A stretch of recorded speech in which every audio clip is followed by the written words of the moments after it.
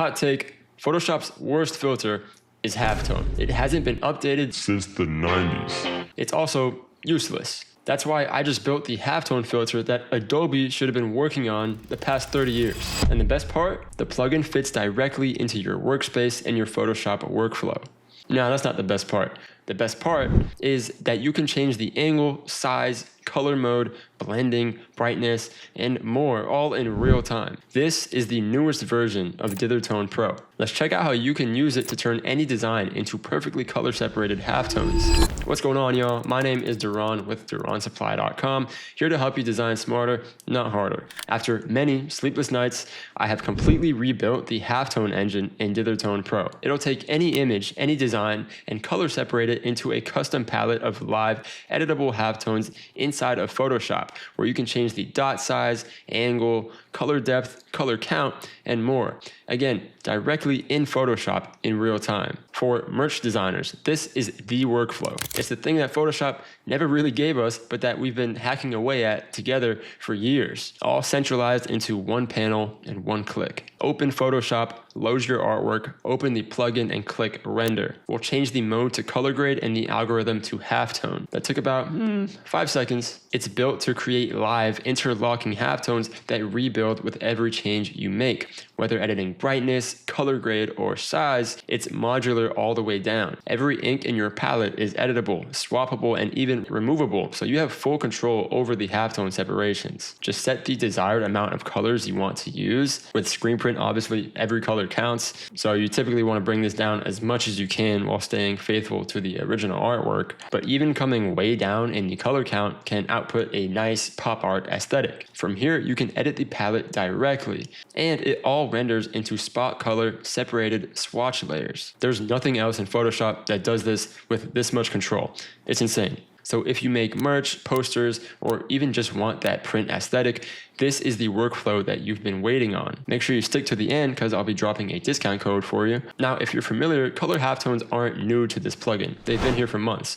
So what exactly changed in this update? A lot. It is night and day. Here's what I improved. In V3, DPI and dot size were the same dial. If you want bigger dots, you had to lower the DPI, which also pixelated everything. Quality and scale were pulling in opposite directions. In V4, they're independent. You can render at 300 DPI with any dot size. You get clean, round, geometrically correct dots no matter how big or small you push them. We also completely reworked the color extraction system. The old engine would look crude and digitized, but the new one extracts your palette accurately and rebuilds it intelligently every time you adjust things like color count, spread, etc. Blending between these colors is also hugely improved as well. It's an entirely different engine built from the ground up for print aesthetics. Now I'm going to give you a proper demo of how to use this for print. Once you've got the plugin loaded up, just select your artwork layer and click on Dither. Set the algorithm to halftone at the angle of your choice. I like 22.5 for print. You can stay in the tonal render mode if you want to create tritone gradient separations of your artwork with control over each tone's intensity and color, of course. But today's headliner is the color grade mode, which halftones in full color. From here, it's pretty simple. You can change the dot size with the scale slider and adjust all the effect controls to dial in your level of contrast and your sharpening and detail. One thing to mention is you always want to be working in at least a 300 DPI document beforehand. Inside the plugin, the DPI quality setting here is more like a quality multiplier. With that in mind, a higher DPI setting is going to upscale your pixel resolution, giving you rounder dots. As you can see, these are really nice and round, and it's going to let your dot size go really small. For reference, if I zoom out, you could barely see the halftones at all. However, a higher DPI is going to put more pressure on your machine. Lower DPI settings downscales the document so that sliders and settings work way faster and are much more responsive. It lowers the processing load by a lot. So my workflow is to drop down to 75 or 100 while I'm dialing in things like my color or my contrast. Then I'll kick it back up to 300 when I'm ready to render or fine-tune the effect. And that's an especially important tip if you're on a slower machine. The effect controls over here are self-explanatory. Where it gets really interesting is the color controls. In here, index color sets the amount of colors you want in your palette, and spread sets the blending strength between them. For something like screen print, you obviously want to get that color amount down as much as you can. When reducing those colors, the plugin does its best, and it does a pretty damn good job, especially compared to V3. But ultimately, you should still go in and fine-tune things. So what I like to do is set the color amount to a value higher than I intend to print, so around 10 to 12. That way it searches for and finds all the important colors in your design. Then you can go in and start manually editing the palette. You can click on any of these swatches here to edit that color. If you hold down Alt and click on a color, it's going to suppress it and replace it with the nearest color. You can do that on multiple colors, and you can Alt click them again to disable that. You can also hold down Shift and click on multiple colors to select them. Then you can merge or replace these selected colors with another color by holding down Command and clicking on the color you want to replace it with. So when you start out at a higher color limit, that function is really important to pretty much remove all the unnecessary colors from your palette. So you can go one by one and start removing certain colors that you think might not make a difference in the design.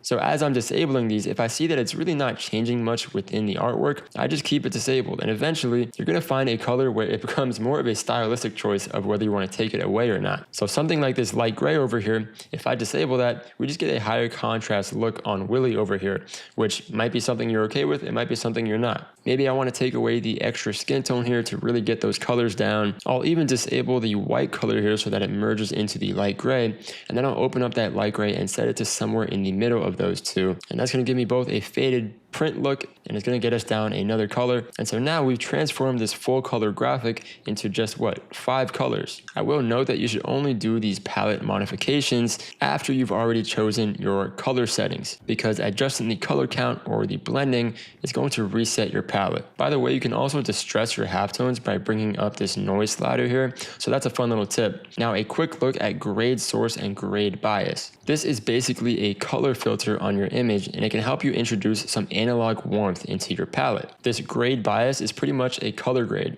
It's not going to mess with the amount of colors in your palette or the blending between them, unlike these palette presets which replace your palette entirely. Once you're done, click save, and it'll output this into a color separated swatch group where you can make final adjustments. Then you can make this into a smart object, open up that file, and save this document as its own print ready file. And that's it. It's really that simple.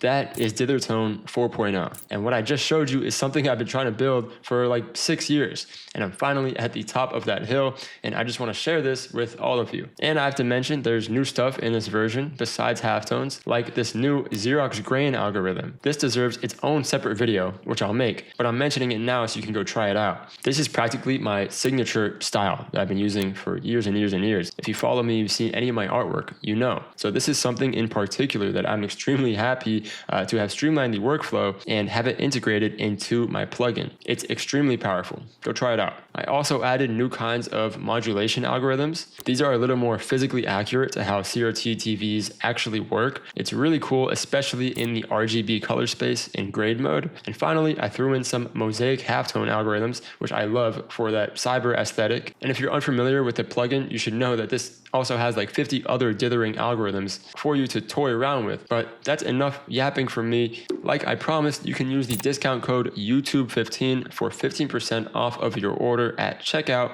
And if you have DitherTONE Pro already, this update of course comes free to you, so just re-download it from your user portal. I really hope this plugin does what I want it to do, which is keep you from fighting your file and fighting with Photoshop, and let you focus on designing and not all the technical stuff. I'm on a mission to ungatekeep all the knowledge and create all the tools that I wish I had when I first started designing. So if that sounds good to you, go ahead and subscribe. I love y'all. I got plenty more coming. You should be excited. 15% off. Don't forget with the code YouTube15. The link is in the description. I'll see y'all.